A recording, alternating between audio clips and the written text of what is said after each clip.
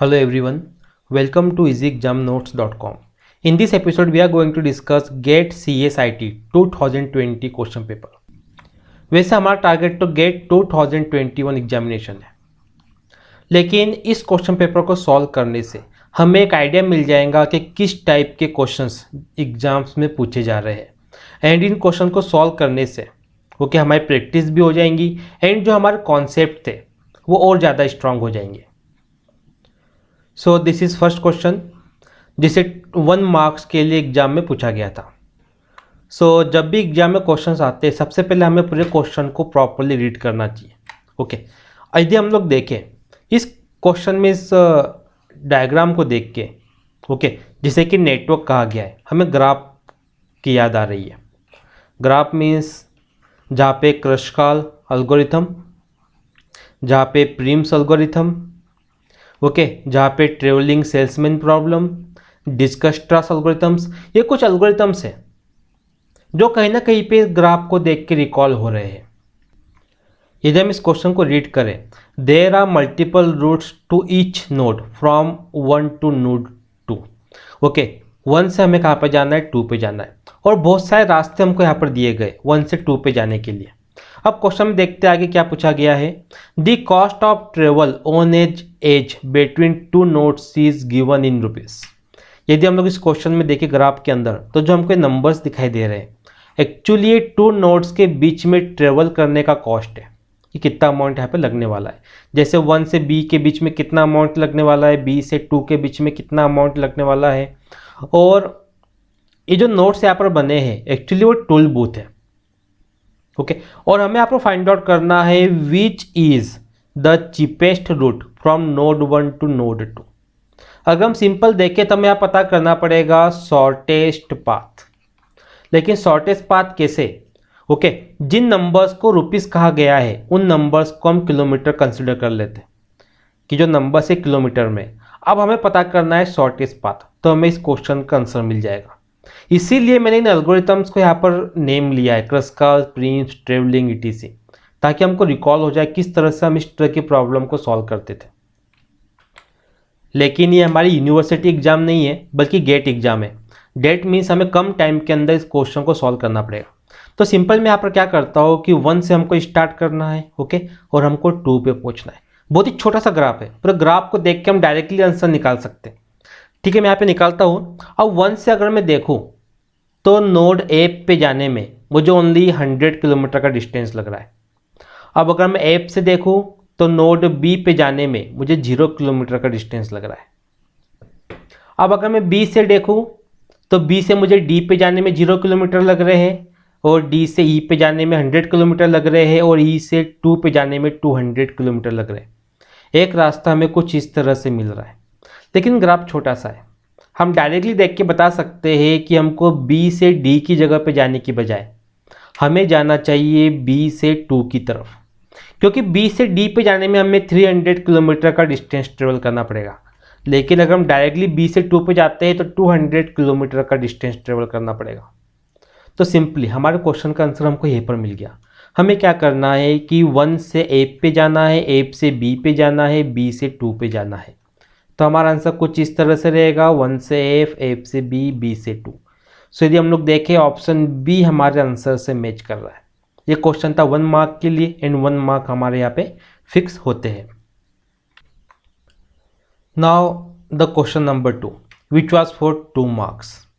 यदि हम इस क्वेश्चन के अंदर देखिए तो हमें दिया है P = 3, R = 27, T = 243। देन हमें बताना है Q + S क्या होगा। 4 ऑप्शंस हमारे सामने। तो सिंपल हम क्वेश्चन को जिस तरह से सॉल्व करते हैं, हमारे पास है P, Q, R, S and T। P हमारे पास कितना दिया है 3, that means 3 to the power 1। Q हमारे पास कितना है अभी हमें पता नहीं है। R हमारे पास दिया है 27, ओके R हमारे पास है 27 मीन्स 3 की पावर 3। S हमारे पास दिया गया है पता नहीं हमें। T हमें दिया है 243। यानी 3⁵। अगर सिंपल हम देखें तो हमें q क्या मिल जाएगा, 3⁵ मिल जाएगा, और s हमें मिल जाएगा 3⁵4। सिंपल सॉल्यूशन हमारे सामने है। q हमें 3⁵2 में मिलेगा, s हमें 3⁵4 में मिलेगा। तो 3⁵2 यहाँ पे हमें 9 मिल जाएगा, और 3⁵4 में हमको 81 मिल जाएगा। तो हमें q प्लस एस निकालना है, डेट मीन्स 9 प्लस 81 निकालना है, तो हमें यहाँ पर आंसर मिलेगा 90। So option C is the correct answer. Now the question number 3 which are for 1 marks. यदि हम इस क्वेश्चन के अंदर देखें तो हमें एक ग्रामर दी गई है। ओके, हमें दिया है S generate A S B and S generate D, साथ में दिया है B generate B. The number of reduction steps taken by a bottom up parser while accepting the string triple A D triple B is. Okay, इस question को यदि हमें solve करना है तो यदि हम हमारी यूनिवर्सिटी की बात करें, यूनिवर्सिटी एग्जामिनेशंस की, तो हमारा थ्योरी ऑफ कंप्यूटेशन जो सब्जेक्ट है वो स्ट्रांग होना चाहिए, एंड जो कंपाइलर डिज़ाइन सब्जेक्ट है वो भी हमारा स्ट्रांग होना चाहिए। सो अब सिंपल हमें क्या करना है कि हमें ये पता करना है the number of reduction steps, और हमें यहाँ पर जनरेट करना है triple A D triple B को। तो हम करके देखते हैं। सबसे पहले हम यहाँ पर यूज़ करने वाले हैं S generate A S B को। ओके, ये हमने यहाँ पे यूज़ कर लिया है। बी यहाँ पर क्या है, कैपिटल है, तो हमने कैपिटल बी यहाँ पे यूज़ कर लिया है। S generate A S B. हमें क्या ध्यान रखना है, स्ट्रिंग को triple A D triple B ये हमको फाइंड आउट होना चाहिए। स्टार्टिंग में एक ही ज़रूरत थी तो मैंने ए एस बी ले लिया है यहाँ पर।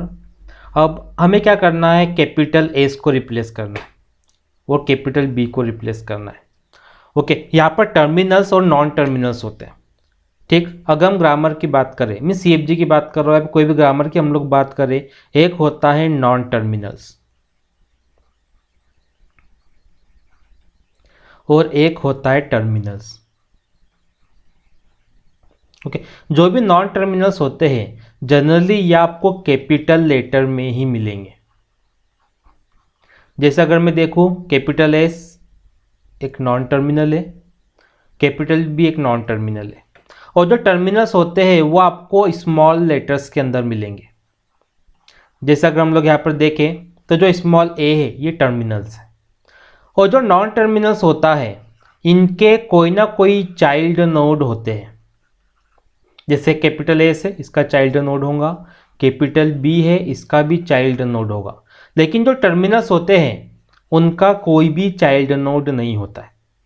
ये कुछ चीज़ें जो हमको ध्यान रखना चाहिए। ओके, एंड इसी के अलावा जैसे मुझे ये वाली स्ट्रिंग को जनरेट करना है triple A D triple B, तो हमें डेरिवेटिव का यूज़ करना पड़ता है। हम चाहे तो लेफ्ट मोस्ट डेरिवेटिव का यूज़ कर सकते हैं या फिर हम राइट मोस्ट डेरिवेटिव का यूज़ कर सकते हैं, लेकिन अभी तो हमारा मोटो ये है कि क्वेश्चन को हम सॉल्व कैसे करेंगे। ओके, ये थोड़ा बहुत मैंने आपको बता दिया है थ्योरी ऑफ कंप्यूटेशंस के रिगार्डिंग कि किस तरह से हम लोग क्वेश्चन को सॉल्व करेंगे।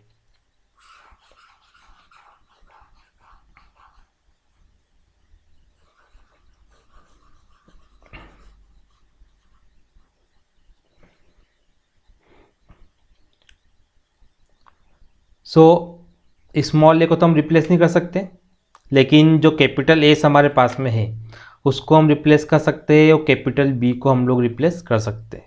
तो हम लोग करते हैं, ए हमको मिल चुका है तो इस ए को मैंने यहाँ से हटा दिया। अब एस को मुझे इस तरीके से रिप्लेस करना है कि मुझे ए मिलना चाहिए, सेकेंड वाला ए। तो एस को मैंने क्या किया, अगेन ए एस बी से ही रिप्लेस कर दिया। ओके, सो ए कैपिटल एस को मैंने रिप्लेस कर दिया ए एस बी से, और कैपिटल बी वैसा की वैसा आ गया। सेकेंड ए भी हमको यहाँ पर मिल चुका है। नेक्स्ट अगर हम लोग देखें कैपिटल एस और डबल बी, इनको हमको रिप्लेस करना पड़ेगा। तो मैं क्या करता हूँ कि मुझे वन मोर टाइम यहाँ पर ए चाहिए, तो फिर से मैं कैपिटल एस को रिप्लेस कर देता हूँ ए एस बी से। अब डबल बी एक्स्ट्रा में हमारे पास में है। ओके, तो ट्रिपल ए तो हमको मिल चुका है। अब हमें क्या चाहिए, डी। तो डी लेने के लिए मैं कैपिटल एस को स्मॉल डी से रिप्लेस कर देता हूँ। तो triple A small D triple capital B, okay, and D भी हमको यहाँ पर मिल चुका है। अब डी के बाद में हमें चाहिए स्मॉल बी, तो कैपिटल बी को मैं स्मॉल बी से रिप्लेस कर देता हूँ। Triple A D small B, double B वैसे की वैसे, ओके, तो हमें यहाँ पर एक स्मॉल बी मिल चुका है। अब नेक्स्ट यदि हम देखें तो हमको वन मोर स्मॉल बी चाहिए। अगेन कैपिटल बी को हम स्मॉल बी से रिप्लेस कर देते हैं। एक और स्मॉल बी हमको मिल गया। अब नेक्स्ट यदि हम देखें तो वन मोर स्मॉल बी है। अगेन हम क्या करेंगे, जो कैपिटल बी हमारे पास था उसको स्मॉल बी से रिप्लेस कर देते हैं।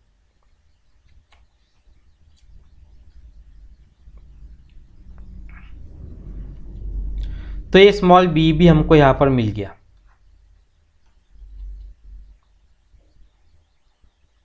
अब हमसे क्वेश्चन में क्या पूछा गया था कि the number of reduction steps, okay, हमें क्या बताना है, नंबर ऑफ रिडक्शन स्टेप्स। सो यदि हम यहाँ पे काउंट करें, ठीक,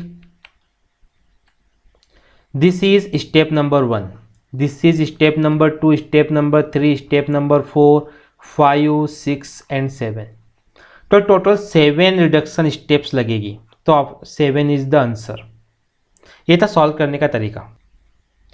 देखिए क्वेश्चन इतना टफ नहीं था। एक्चुअली हमने यहाँ पर क्या यूज़ किया है, थ्योरी ऑफ कंप्यूटेशन का लॉजिक, ओके, कॉन्सेप्ट हमने यहाँ पे लगाया है।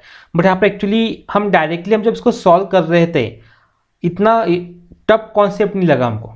मीन्स इस क्वेश्चन को देख के हमको समझ में आ गया कि इस टाइप के क्वेश्चन को किस तरह से सॉल्व करना है। Now the next question which was for 1 marks in GATE examination. So the question here is, which one of the following regular expression represents the set of all binary strings with an odd number of ones? Okay, so यहाँ पर mark करने वाली चीज क्या है, with an odd number of ones।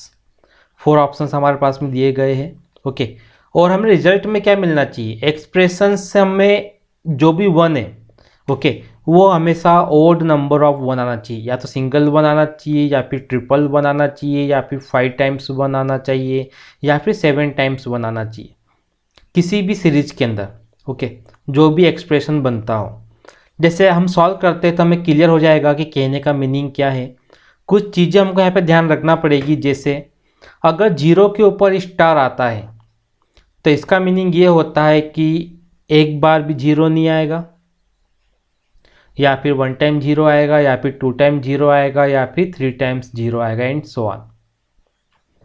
Okay, अगर 0 के ऊपर प्लस आता है, इसका मीनिंग ये होता है कि एटलीस्ट 1 टाइम तो 0 आएगा, या फिर 2 टाइम्स 0 आएगा, या फिर 3 टाइम्स 0 आएगा, एंड सो ऑन।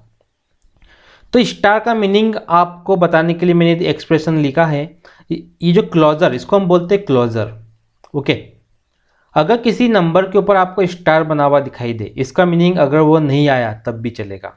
अगर किसी नंबर के ऊपर आपको प्लस दिखाई दे, दैट मीन्स एटलीस्ट 1 टाइम तो वो एक्सप्रेशन में जरूर आएगा।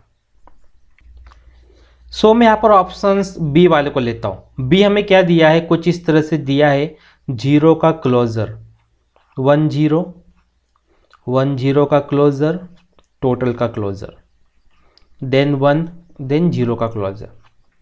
अब मैं इसकी लैंग्वेज बनाता हूँ। देखिए यहाँ पर स्टार बना हुआ है, स्टार मीनिंग क्या, एक बार भी नहीं आएगा। तो हो सकता है कि लैंग्वेज में ओनली 1 आए, क्योंकि 1 के ऊपर कोई स्टार नहीं है, 1 तो आना ही है कंपलसरी, ठीक है। अब अगर मान लीजिए कि जो 0 के ऊपर स्टार बना है वो नहीं आया, लेकिन जो इस ब्रैकेट के ऊपर स्टार बना है वो 1 टाइम आ गया, तो हमें एक्सप्रेशन क्या मिलेगा, कुछ इस तरह से, 0 के ऊपर स्टार, 1 0 के ऊपर स्टार, 1 0 के ऊपर स्टार, एंड 1। 0 के ऊपर जो स्टार बना हुआ है, इसका मीनिंग ये है कि शायद ये नहीं भी आए, या फिर आए भी, हमें 3 टाइम्स 1 मिल गया, ओके। अब वन मोर थिंग, ये चीज़ रिपीट भी कर सकती है, अपने आप को रिपीट कर सकती है। मीन्स अगर मान लो ये ब्रैकेट अगर रिपीट होता भी है, 1 टाइम लिखा मैंने, 0 के ऊपर स्टार, 1 0 के ऊपर स्टार, 1 0 के ऊपर स्टार, और जो बाद का 1 उसको हमने ऐसा कैसा रख दिया। अब 0 के ऊपर स्टार बना हुआ है, हो सकता है कि 0 आए भी या फिर नहीं भी आए। तो जब नंबर ऑफ 1 को कैलकुलेट करेंगे तो आपको जो नंबर ऑफ 1 है वो ऑड नंबर में ही मिलेंगे। एक्चुअली इसलिए हमने बी को लिया बिकॉज बी यहाँ पे आंसर है, और बी आंसर क्यों है मैंने यहाँ पे आपको एक्सप्लेन कर दिया है। अब आप ए सी और डी को सॉल्व करके देखना कि इनकी लैंग्वेज क्या इस तरीके से बन रही है क्या, जो कि नहीं बनेगी, क्योंकि ए सी डी हमारा आंसर नहीं है, हमारा आंसर क्या है, ओनली बी। अगर इस टाइप का क्वेश्चन आता है तो हमें कुछ इस तरीके से इसको सॉल्व करना है। सबसे पहली चीज़ हमें पता होना चाहिए किसी नंबर के ऊपर स्टार का मीनिंग क्या होता है, किसी नंबर के ऊपर प्लस का मीनिंग क्या होता है। और इसके लिए मैं आपको सजेस्ट करूंगा कि आपकी यूनिवर्सिटी सिलेबस में एक टीओसी का जो सब्जेक्ट होगा वहाँ पर आपको रेगुलर एक्सप्रेशन करके टॉपिक मिलेगा। आप उस टॉपिक की अच्छे से प्रैक्टिस कर लीजिए, दिस टाइप के क्वेश्चंस आप इजीली सॉल्व कर लेंगे। नाउ द क्वेश्चन नंबर 5 जो कि 1 मार्क्स के लिए पूछा गया था। यदि हम इस क्वेश्चन को देखिए तो क्वेश्चन लिया गया है डीबीएमएस से, डाटाबेस मैनेजमेंट सिस्टम। हमें यहाँ पर कुछ टेबल्स दिए गए या फिर हम बोलते हैं हमें स्कीमास दिए गए। स्कीमा मीन्स क्या होता है, किसी पर्टिकुलर टाइम पे किसी टेबल के अंदर कौन कौन सी एंट्रीज है, इसे कहा जाता है स्कीमास। जैसे हमें यहाँ पे 3 टेबल्स के अंदर कुछ एंट्रीज दिखाई दे रही है, ओके। हो सकता है कि किसी और टाइम पे कुछ और एंट्रीज हो, लेकिन पर्टिकुलर टाइम पे टेबल के अंदर क्या है उसके लिए यहाँ पे वर्ड क्या यूज़ किया जाता है, स्कीमास। और साथ में यदि हम लोग देखें यहाँ पे एक और वर्ड है relational database. Relational database means क्या होता है, जब आप टेबल्स के बीच में रिलेशन फाइंड आउट कर सको। Relational means nothing but table, okay. तो 3 टेबल्स हमको यहाँ पे दिए हैं, तो इनमें कोई ना कोई रिलेशन होगा। हम देखते हैं क्या पूछा गया है। द प्राइमरी की of each table is indicated by underlying the constituent fields. यदि हम लोग यहाँ पर देखें तो प्राइमरी कीज़ हमको यहाँ पर सीरियल नंबर पी नंबर दिया है। देन ये कुछ प्राइमरी कीज़ हमारे सामने है जो कि मैंने येलो कलर से हाईलाइट कर दी है, और हमें यहाँ पर एक एसक्यूएल क्वेरी दी गई है। हमें बताना है the number of rows return by the above SQL queries, कितनी रोज रिटर्न होगी ये हमको फाइंड आउट करना है। बहुत ही सिंपल क्वेश्चन हम देख लेते हैं। सो हम क्वेरी को स्टार्ट करते हैं। Select S number, S dot S number दिया हुआ है, एस डॉट एस नेम दिया है, फ्रॉम सप्लायर्स एस कैटलॉग सी। तो आखिर एस यहाँ पर है क्या और सी यहाँ पर क्या है, तो हम सिंपल बोल सकते हैं कि सप्लायर हमारे पास में एक क्लास है और इस क्लास का ऑब्जेक्ट है स्मॉल एस। कैटलॉग हमारे पास में एक क्लास है और इस क्लास का ऑब्जेक्ट है स्मॉल सी। अब इस एस की मदद से हम सप्लायर नाम के टेबल के एस नंबर नाम के सीरियल को एक्सेस कर सकते हैं, एस नेम नाम के टेबल को एक्सेस कर सकते हैं, लोकेशन नाम के टेबल को एक्सेस कर सकते हैं। अगर हम क्वेरी के अंदर देखें तो यहाँ पर हमको दिखाई देगा S dot S number. S object किसके लिए है, सप्लायर के लिए। डेट मीन्स यहाँ पर किस टेबल की बात हो रही है, यहाँ पर बात हो रही है सप्लायर्स नाम के टेबल के एस नंबर को एक्सेस करने की। और S dot S name means supplier नाम के टेबल के एस नेम को एक्सेस करने की बात की जा रही है यहाँ पे, ठीक है। तो हमें क्या सिलेक्ट करना है, दो कॉलम सिलेक्ट करना है, एस नंबर और S name. Select S number and S name from suppliers, लेकिन कैटलॉग सी करके भी दिया है, बट अभी तक हमने सी का यूज यहाँ पर नहीं किया है, ओके। अब वह कंडीशन दी गई है S dot S number equals to C dot C number.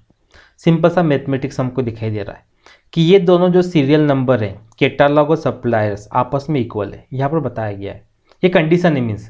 And जो कॉस्ट हमें दी गई है, cost is greater than, okay, ये वाली कॉस्ट की बात हो रही है, cost is greater than select average of cost, cost का एवरेज निकालना है फ्रॉम कैटलॉग।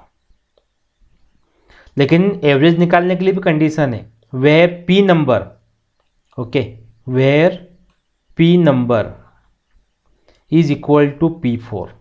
तो किस किस का निकालेंगे हम, जहाँ जहाँ पे P4 है, ओके, उनका हमको एवरेज निकालना है। सिर्फ 2 जगह पे P4 दिखाई दे रहा है, ग्रुप बाय P नंबर। तो ठीक है, हम एवरेज निकाल लेते हैं P4 का। तो अगर मैं P4 में देखूँ 2 जगह पे हमको दिखाई दे रहा है, एक जगह पे 200 है, एक जगह पे 250 है। सो 200 एंड 250, इसका हमको एवरेज निकालना है, डिवाइडेड बाय 2, ये कितना हो जाएगा 450/2। तो सिंपल हमें कितना मिलेगा 225, ये हमारा एवरेज आ जाएगा। मीन्स जो इतनी क्वेरी हमारे पास में है इसका आंसर कितना आ गया 225। अब जो कॉस्ट है ग्रेटर देन 225 होना चाहिए। तो यदि हम लोग देखें कहाँ कहाँ पे 225 से ग्रेटर कॉस्ट जा रही है, मैं हाईलाइट कर देता हूँ। एक तो जा रहा है S2 के लिए 250, S3 के लिए 250 एंड S3 के लिए 300 एंड S3 के लिए 250। 4 प्लेसेस पे 225 से ज़्यादा जा रहा है कॉस्ट। लेकिन कंडीशन क्या बोलती है कि सीरियल नंबर जो है सप्लायर्स का कैटलॉग के सीरियल नंबर के इक्वल होना चाहिए और कॉस्ट ग्रेटर देन 225 होना चाहिए। तो ये 4 रो तो हमको मिल गई। अब सीरियल नंबर मैच करके देख लेते हैं हम लोग। किसका सीरियल नंबर, हमें सप्लायर्स और कैटलॉग का सीरियल नंबर मैच करना पड़ेगा। ठीक है, तो S2 मैच हो रहा है, S3 मैच हो रहा है, S2 एंड S3 मैच हो रहा है। ओके, S1 के लिए तो कोई सिलेक्शन है ही नहीं। तो जितनी भी 4 रो हमको दिख रही है जो हमने येलो कलर से हाईलाइट की थी, ये चारों रो का सीरियल नंबर, कैटलॉग का सीरियल नंबर सप्लायर के सीरियल नंबर से मैच हो रहा है। ठीक है, तो जब हम सेलेक्ट नाम की इस क्वेरी को फायर करेंगे तो इस क्वेरी को फायर करने पे नंबर ऑफ रो कितनी रिटर्न होगी 1 2 3 एंड 4। तो option 4 is the correct answer. So 1 marks हमारा यहाँ पे कंफर्म हो जाता है। अब इस टाइप के क्वेश्चन को प्रैक्टिस करने के लिए यहाँ पे क्या करना पड़ेगा, एसक्यूएल क्वेरी की प्रैक्टिस करना पड़ेगी। ओके, जो हमारे इंजीनियरिंग के सिलेबस में है, बी या फिर बीटेक के सिलेबस में जो डीबीएमएस है, अगर हमने उस सिलेबस को भी अच्छे से प्रैक्टिस कर लिया तो हम इजीली दिस टाइप के क्वेश्चंस को सॉल्व कर सकते हैं और हमारे मार्क्स कंफर्म कर सकते हैं। नाउ क्वेश्चन नंबर 6, और ये भी 1 मार्क्स के लिए एग्जाम में आया था। यदि हम इस क्वेश्चन के अंदर देखें, हमें दिया गया है pre order traversal. Okay, and ये बताना है कि कौन सा पोस्ट ऑर्डर ट्रेवर्सल होगा। 4 ऑप्शंस हमको दिए गए। यह बात हो रही है ट्री ट्रेवर्सल की। मीन्स एक प्री ऑर्डर ट्री ट्रेवर्सल होता है, इन ऑर्डर ट्री ट्रेवर्सल होता है, पोस्ट ऑर्डर ट्री ट्रेवर्सल होता है। प्री ऑर्डर क्या बोलता है कि जो रूट नोड है वो सबसे आगे आएगा, देन लेफ्ट चाइल्ड आएगा, देन राइट चाइल्ड आएगा। इन ऑर्डर ट्रेवर्सल क्या बोलता है कि लेफ्ट चाइल्ड सबसे पहले आएगा, देन रूट नोड आएगा, देन राइट चाइल्ड आएगा। और पोस्ट ऑर्डर ट्रेवर्सल क्या बोलता है कि सबसे पहले लेफ्ट चाइल्ड आएगा, देन राइट चाइल्ड आएगा, देन रूट नोड आएगा। इन बातों का हमको ध्यान रखना पड़ेगा। ओके, क्योंकि ट्री ट्रेवर्सल से जब भी क्वेश्चंस आते हैं कुछ इसी तरीके से पूछे जाते हैं। एक और चीज़ हमको यहाँ पे ध्यान रखना है, ओके, कि जैसे रूट नोड है, लेफ्ट चाइल्ड है और राइट चाइल्ड है, तो जो लेफ्ट चाइल्ड होता है उसका वेट ऑलवेज लेजर होता है रूट नोड से। ओके, और जो राइट चाइल्ड है उसका वेट हमेशा ग्रेटर होता है रूट नोड से। इस कॉन्सेप्ट को हमको ध्यान में रखना पड़ेगा, तभी हम इस क्वेश्चन को सॉल्व कर सकते हैं। सबसे पहले हमें प्री ऑर्डर दिया है। ओके, तो प्री ऑर्डर क्या बोलता है कि सबसे पहला जो नोड है वो रूट नोड है। हमें फाइंड आउट करना है पोस्ट ऑर्डर। पोस्ट ऑर्डर क्या बोलता है कि जो रूट नोड है वो हमेशा लास्ट में आता है, यानी जो 15 है हमेशा लास्ट में आएगा। अगर मैं ए को देखूं तो इनके लास्ट में 20 है, 15 नहीं है, तो ए तो हमारा आंसर नहीं हो सकता। बी के लास्ट में 10 है, ये भी हमारा आंसर नहीं हो सकता। सी के लास्ट में 15 है, आंसर हो सकता है। डी के लास्ट में 15 है, आंसर हो सकता है। सो ए और बी तो कैंसिल हो गए, सी एंड डी में से एक हमारा आंसर होगा। अब सबसे पहले हम क्या करते हैं कि जो प्री ऑर्डर हमको दिया है उससे हम एक ट्री बना के देखते हैं, एक ट्री क्रिएट करते हैं। तो ट्री कुछ इस तरह से बनेगा। सबसे पहले 15 आ गया रूट नोड में, देन 10 की बारी है। अब 10 कहाँ पे रखे, 15 से छोटा है 10, लेफ्ट में आ गया। देन 12 की बारी है, 12 15 से छोटा है तो लेफ्ट में आएगा, लेकिन लेफ्ट में ऑलरेडी 10 रखा हुआ है। 10 से कंपेयर करेंगे तो 12 10 से बड़ा होता है, राइट में आ गया। अब बारी है 11 की। 11 15 के लेफ्ट में आएगा, छोटा है, लेकिन लेफ्ट में 10 पहले से रखा हुआ है। 10 से ग्रेटर है 11 तो राइट में जाएगा। राइट में 12 पहले से रखा हुआ है, 12 से छोटा है 11 तो लेफ्ट में आएगा। अब बारी है 20 की। 20 15 से बड़ा है, राइट में आ जाएगा। अब बारी है 18 की। 18 15 से बड़ा है तो राइट में जाएगा, बट 20 पहले से रखा हुआ है और 20 से छोटा है 18 तो लेफ्ट में आ जाएगा। अब बारी है 16 की। 15 से बड़ा है 16, राइट में जाएगा, लेकिन 20 से छोटा है तो लेफ्ट में आएगा। लेफ्ट में 18 रखा है, 18 से भी छोटा है 16 तो 18 के भी लेफ्ट में जाएगा। अब बारी है 19 की। 15 से बड़ा है 19, राइट में जाएगा। 20 से कंपेयर करें तो 20 से छोटा है 19, लेफ्ट में आएगा, लेकिन लेफ्ट में 18 है और उससे बड़ा है 19 तो राइट में चल जाएगा। यानी हमारा ट्री बन के यहाँ पर रेडी है। अब इस ट्री की मदद से हम लोग निकालेंगे पोस्ट ऑर्डर। रूल क्या बोलता है पोस्ट ऑर्डर का? Left child, right child, then root node. ये हमको याद रखना है। अगर मैं देखूँ रूट नोड के लेफ्ट में एक और ट्री है, रूट नोड के राइट में एक और ट्री है।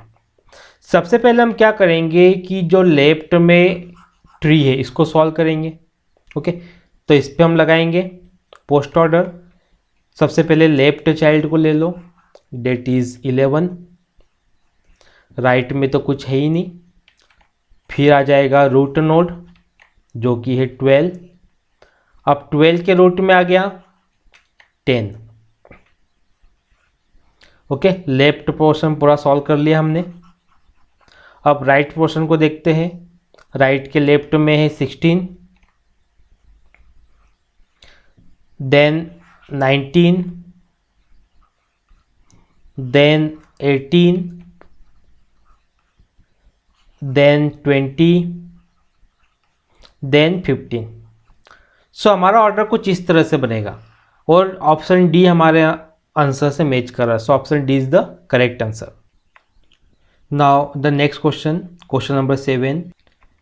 This question was also for 1 marks in GATE 2020 examination. इधर हम इस क्वेश्चन के अंदर देखिए हमें दिया गया है let G be a group of 35 elements, then the largest possible size of a subgroup of G other than G itself is. So यदि हम यहाँ पर देखें हमें क्या दिया गया है कि एक ग्रुप के अंदर 35 एलिमेंट्स है। अब बात हो रही सब ग्रुप की। हो सकता है कि इसका एक सब ग्रुप जो हो उसके अंदर 7 एलिमेंट्स हो सकता है कि उस सब ग्रुप के अंदर ओनली 1 एलिमेंट हो सकता है कि उस सब ग्रुप के अंदर 5 एलिमेंट हो। एक्चुअली ग्रुप मीन्स क्या? एक ऐसा ग्रुप जिसके अंदर सब ग्रुप इन्वॉल्व होते हैं। फॉर एग्जांपल सब ग्रुप एक हमने यहाँ पे रख दिया, दिस इज अनदर सब ग्रुप, दिस इज अनदर सब ग्रुप, इसको हम लोग बोलते हैं सब ग्रुप। लेकिन यहाँ पर बात क्या हो रही है? अदर देन जी इटसेल्फ, यानी इस सब ग्रुप के अंदर वो वाला ग्रुप नहीं आएगा जिसके अंदर 35 एलिमेंट्स हो, क्योंकि ग्रुप के अंदर ऑलरेडी 35 एलिमेंट्स है, यानी सब ग्रुप के अंदर 35 एलिमेंट्स वाला नहीं आएगा। देखो कुछ चीज़ हमको ध्यान देने वाली है। एक होता है सब ग्रुप और एक होता है प्रॉपर सब ग्रुप। ये दो चीज़ें हमारे पास में होती है। अगर हम लोग सब ग्रुप को देखें तो ग्रुप के इक्वल होता है सब ग्रुप। इक्वल होता है मीन्स सेम एलिमेंट हो सकते हैं ग्रुप और सब ग्रुप में। लेकिन जब बात आती है प्रॉपर सब ग्रुप की तो एक ग्रुप में नंबर ऑफ एलिमेंट्स हमेशा ज़्यादा होते हैं प्रॉपर सब ग्रुप से। ये कुछ चीज़ें हैं जो हमको याद रखना पड़ेगी इस टाइप के क्वेश्चंस को सॉल्व करने के लिए, बिकॉज हमको मार्क्स को अर्न करना है। 1 मार्क्स हमारा कंफर्म होना चाहिए। और एक सब ग्रुप के अंदर जितने भी एलिमेंट्स होते हैं वो प्रॉपर डिवाइड करते हैं ग्रुप के एलिमेंट्स को। प्रॉपर डिवीजन होते हैं किस तरह से?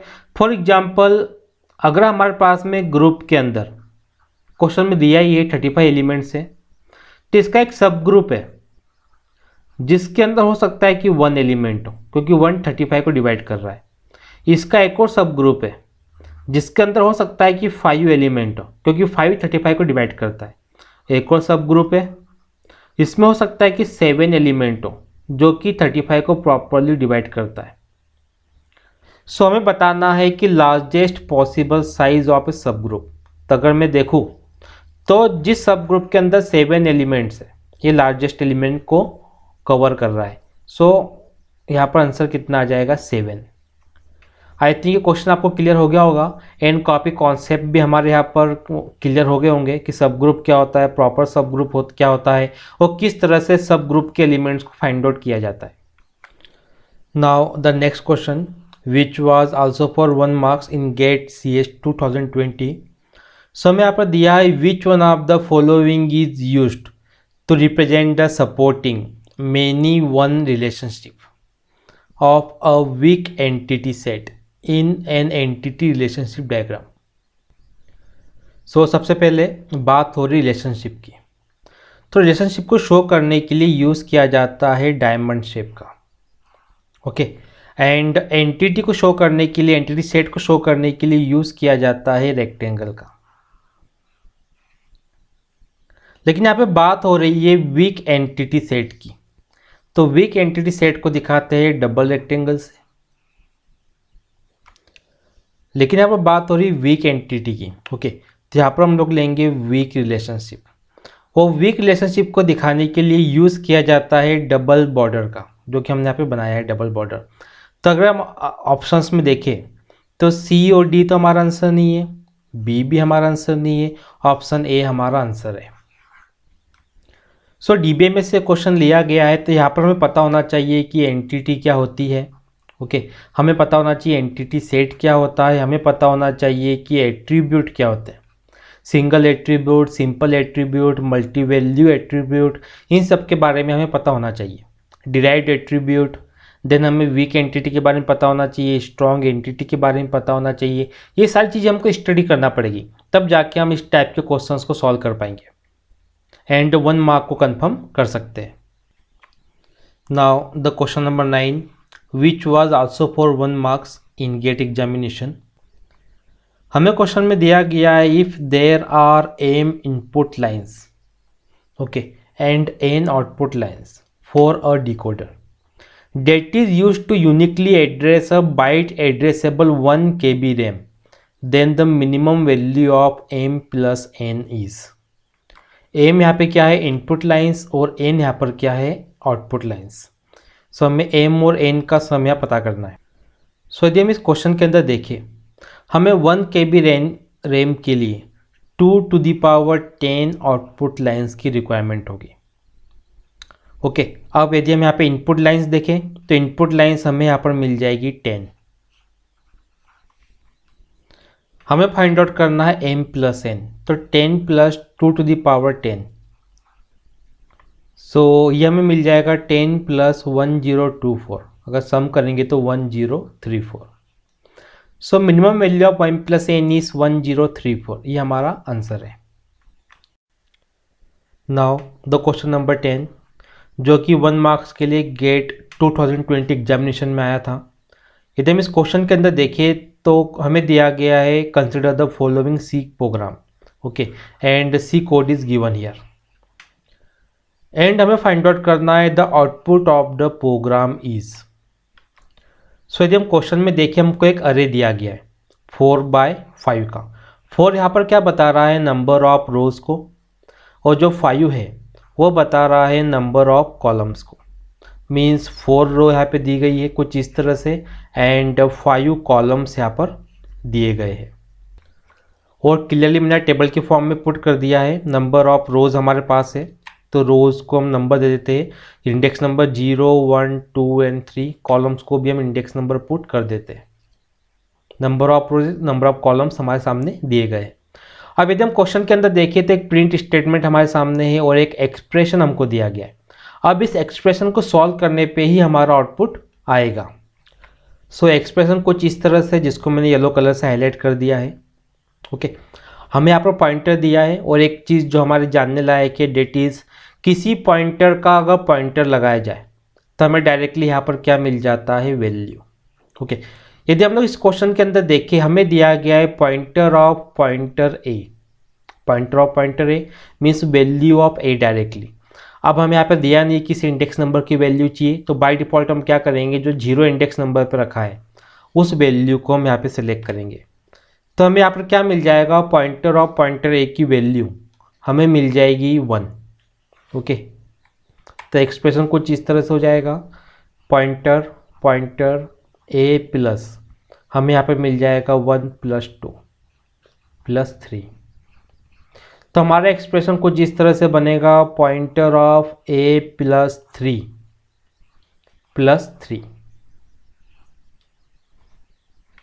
अब यदि हम इतने एक्सप्रेशन को देखें, इतना एक्सप्रेशन क्या बोलता है, a + 3 + 3, इतना एक्सप्रेशन ये बोलता है कि थर्ड रो के थर्ड कॉलम से आपको वैल्यू उठाना है। ओके, तो थर्ड रो हमारे पास में क्या है, दिस वन, थर्ड कॉलम हमारे पास में क्या है, दिस वन। अगर मैं थर्ड रो थर्ड कॉलम में देखूँ तो हमको 19 यहाँ पर कॉमन मिल रहा है, एंड पॉइंटर ऑफ पॉइंटर हमको पता करना है। तो यहाँ की जो वैल्यू है वो हमें आउटपुट में क्या मिलने वाली है, 19 मिलने वाली है। ओके, सो यदि हम लोग देखें हमारे प्रोग्राम का आउटपुट कितना आएगा, 19 इज द करेक्ट आंसर। यदि हम प्रीवियस ईयर्स के क्वेश्चंस पेपर को देखें गेट के, तो हमको सी प्रोग्राम से काफ़ी क्वेश्चंस वहाँ पर मिलते हैं। Means C programming data structure बहुत इंपॉर्टेंट सब्जेक्ट है गेट एग्जामिनेशंस के लिए, इवन प्लेसमेंट के पॉइंट ऑफ व्यू से भी। Now the next question which was also for 1 marks in GATE 2020 examination. Question में हमें दिया है, consider the following statements about process state transition for a system using primitive scheduling. यदि हम लोग यहाँ पे देखें तो प्रोसेस स्टेट डायग्राम की बात हो रही है। ओके, बहुत इंपॉर्टेंट है, हम डिस्कस करेंगे अभी। एंड यहाँ पे बात हो रही है प्रिमिटिव शेड्यूलिंग की। तो प्रिमिटिव शेड्यूलिंग है CPU शेड्यूलिंग एल्गोरिथम से लिया गया। जैसे हम प्रीवियस एपिसोड में डिस्कस कर चुके हैं CPU शेड्यूलिंग एल्गोरिथम के बारे में, जहाँ पर हमने FCFS CPU शेड्यूलिंग के बारे में देखा था, हमने राउंड रोबिन के बारे में देखा था, देन SRTF के बारे में देखा है, शॉर्टेज जॉब फर्स्ट के बारे में देखा है। These are some of the CPU scheduling algorithm. So यहाँ पर बात हो रही है प्रिमिटिव शेड्यूलिंग की। प्रिमिटिव क्या होता है हम देख चुके ऑलरेडी, प्रीवियस एपिसोड में डिस्कस कर चुके हैं। प्रिमिटिव मीन्स क्या होता है, जब किसी CPU के अंदर कोई प्रोसेस रनिंग कंडीशन में है।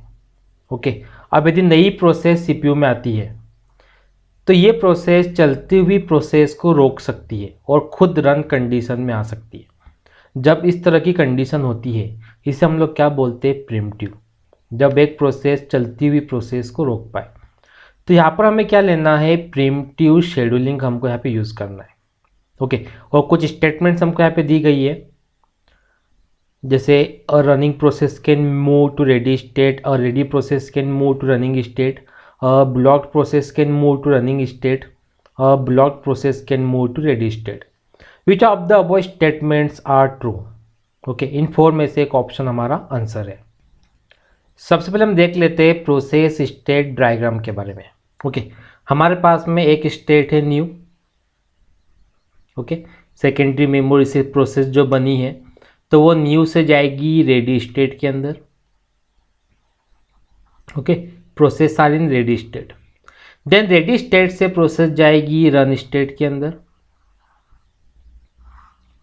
अब हो सकता है कि रन से प्रोसेस वापस रेडी स्टेट में चले जाए, या फिर रन स्टेट से सीधा एग्जिट हो जाए, या फिर हो सकता है कि कोई प्रोसेस रन स्टेट से ब्लॉक स्टेट में चली जाए, या फिर ब्लॉक स्टेट से रेडी स्टेट में चली जाए। ओके, तो ये है प्रोसेस स्टेट डायग्राम हमारे सामने। हमें यूज़ करना है प्रिमिटिव शेड्यूलिंग का। अब प्रिमिटिव शेड्यूलिंग के अकॉर्डिंग अगर मान लीजिए कोई प्रोसेस है जो कि रन कंडीशन में, ओके, और कोई प्रोसेस है जो कि रेडी के अंदर है।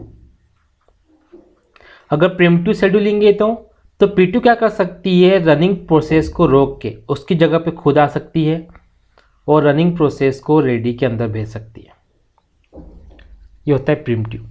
अगर मैं ऑप्शन 1 को देखूँ, a running process can move to ready state, yes running process can move to ready state, ये वाला स्टेटमेंट बिल्कुल सही है। So first one is correct. अगर मैं ऑप्शंस के अंदर देखूं, सो ए के अंदर है, सी के अंदर है, डी के अंदर फर्स्ट है, बी के अंदर नहीं है। अब इन 3 में से हमको सिलेक्ट करना है। नाउ सेकंड ऑप्शन क्या बोलता है, a ready process can move to running state, yes एक प्रोसेस रेडी से रनिंग में जा सकती है। डेट मीन्स सेकेंड ऑप्शन भी यहाँ पर करेक्ट है। Next, a block process can move to running state, तो ऐसा कुछ भी यहाँ पर बना नहीं है कि ब्लॉक से रनिंग में जाए, बट रनिंग से ब्लॉक में आ सकता है। डेट मीन्स थर्ड वाला करेक्ट नहीं है। अब फर्स्ट और सेकंड यदि हम लोग देखें कहाँ कहाँ पे है, ए बी सी तीनों में है। थर्ड वाला जो करेक्ट नहीं है वो ए में है, तो इसको मैंने हटा दिया। फोर्थ वाले को भी मैंने ऐसा हटा दिया। अब एक ही ऑप्शन हमारे पास बचा हुआ है C, first second and fourth. That means fourth भी हमारा आंसर में है, तो option C is the correct answer. Now the question number 12 which was also for 1 marks. यदि हम इस क्वेश्चन के अंदर देखें, हमें दिया गया है consider a double hedging scheme in which the primary hash function is h1k equals to k mod 23 and the secondary hash function is h2k equal to 1 plus k mod 19। Okay, सो यहाँ पे highlight करने के लिए important चीज़ हमारे पास में क्या है कि जो प्राइमरी फंक्शन है उसके लिए दिया गया है k mod 23 एंड जो सेकेंडरी हैश फंक्शन के लिए हमें 1 plus k mod 19 दिया गया है। Assume that the table size is 23, then the address returned by prob 1 in the prob sequence, assume that the prob sequence begins at prob 0, okay, for key value k equals to 90। Okay, बहुत ही simple सा question है, तो पढ़ने में tough लग रहा है, but question के अंदर इसका सॉल्यूशन रखा हुआ है। जैसे हमें यहाँ पे क्या देखना है, number 1 thing, first hash function क्या दिया है, h1k equals to k mod 23, k की वैल्यू कितनी है 90। तो फर्स्ट के लिए हम क्या लिखेंगे यहाँ पर h190, k की वैल्यू 90 है। ओके, तो यहाँ पे हो गया 90 mod 23। अब जो सेकेंड फंक्शन हमारे पास में, तो सेकेंड फंक्शन हमारे पास में क्या है 90, k की वैल्यू 90 के लिए that is 1 plus k mod 19, यानी 1 plus k कितना है 90 mod 19। सिंपल सा मैथमेटिक्स है। अगर हम 23 ओके से डिवाइड करें 90 को, तो यहाँ पर हमें रिमाइंडर कितना मिल जाएगा 21। और सेम थिंग अगर हम यहाँ पर करें 1 plus 90 को 19 से डिवाइड करें, ओके, तो हमें यहाँ पर रिमाइंडर कितना मिल जाएगा 14। तो ये कितना हो जाएगा 15। सो हमें यहाँ पर क्या मिला, फर्स्ट हैश फंक्शन के लिए 21 वैल्यू मिली है, सेकेंड हैश फंक्शन के लिए हमको 15 वैल्यू मिली है। ओके, इन दोनों को सम करने से हमको एड्रेस मिल जाएगा, तो हम लोग कर लेते हैं 21 plus 15, तो हमें यहाँ पर मिल जाएगा 36। लेकिन हमें क्या करना है, ओनली प्रॉब 1 का एड्रेस पता करना है। ओके, हमने दोनों का यूज़ किया, प्रॉब 1 का एड्रेस हमें पता करना है, तो इसके लिए हम क्या करेंगे, हम यूज़ करेंगे 36 mod। ओके, हमारे पास में क्या दिया है, टेबल साइज इज 23, तो 36 mod 23 का यहाँ पर हम लोग यूज़ करेंगे। मीन्स 36 में 23 से डिवाइड करेंगे तो जो भी रिमाइंडर आएगा, जैसे यहाँ पर 13 आने वाला है, तो 13 यहाँ पर हमारा आंसर रहेगा। Now the next question which was also for 1 marks in GATE 2020 examination. So in question, let R be the set of all binary relations on the set and elements are given here 1 to 3. Suppose a relation is chosen from R at random. The probability that the chosen relation is reflexive. Okay, and जो भी answer आएगा that should be round off to 3 decimal places. Okay, so इस question को हम यहाँ पे solve करते हैं। सबसे पहले जो सेट हमारे पास में है, इस सेट को हम यहाँ पे एक नेम दे देते हैं। इस सेट को मैं नेम दे दिया एस।